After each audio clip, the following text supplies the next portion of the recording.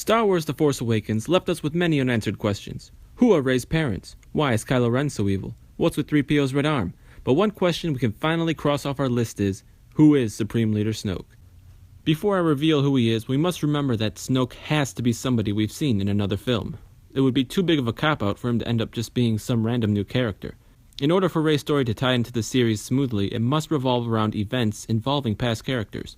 All the prior films have done this, so why would this one be any different? This means Snoke can only be one person. That's right, a stormtrooper, but not just any stormtrooper. A scout trooper, the very scout trooper who Luke fought in Return of the Jedi. This one specifically. Now you're probably doubting this, but we have to look at the obvious facts. What does Snoke want? To see Luke Skywalker fall, and now we know why. Luke is the one person responsible for Snoke's horrendous appearance. As we saw with Anakin in Revenge of the Sith, fire can mess a guy up. We have also seen Snoke Scarring compared to Vader's in countless other theories. They are burn scars, but Snoke didn't just suffer fire. He suffered an explosion at high speed, one that could easily rip flesh off the bone, hurl him hundreds of feet through the air, and even cause his armor to melt to his body.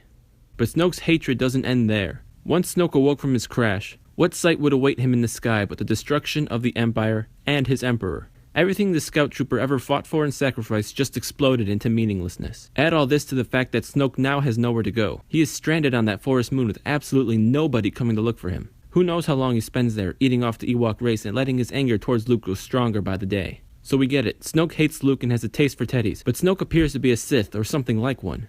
Of course he is referred to as Supreme Leader Snoke and not Darth Snoke or Sith Lord Snoke. There is no reason for him to have Sith powers, but he does appear to be Force sensitive. It would be an equally big cop-out for a random stormtrooper to just randomly have the Force, but perhaps Snoke didn't always have this power. Imagine this. Two of the strongest Force users in the galaxy have just died. Their power returned to the world around them. As Yoda says to Luke when talking about the Force, life breeds it, makes it grow. Its energy surrounds us, binds us. You must feel the Force around you. The power of Darth Vader and the Emperor would have a strong presence around Snoke. He is literally the closest living Imperial supporter, and perhaps one of the only ones left. Who else would be better to gain their power? Snoke has nothing to do in his isolation, but mourn the loss of his empire, while his anger and hatred for Luke grows stronger. As we know, anger leads to hate, and hate leads to suffering. This is the path to the dark side. With strong dark side force all around Snoke, who has nothing to do but absorb it all in, it just makes sense. That one scout trooper who Luke thought was out of the picture grows up to become Snoke, who uses Luke's own nephew as a weapon to send Luke into a life of regret and despair. So with Snoke's identity revealed, what other questions can we find the answers to? Also, let's find all the holes in this theory, and see if we can fill those holes with viable answers. Thanks for watching. We are Near Human Intelligence. See you around.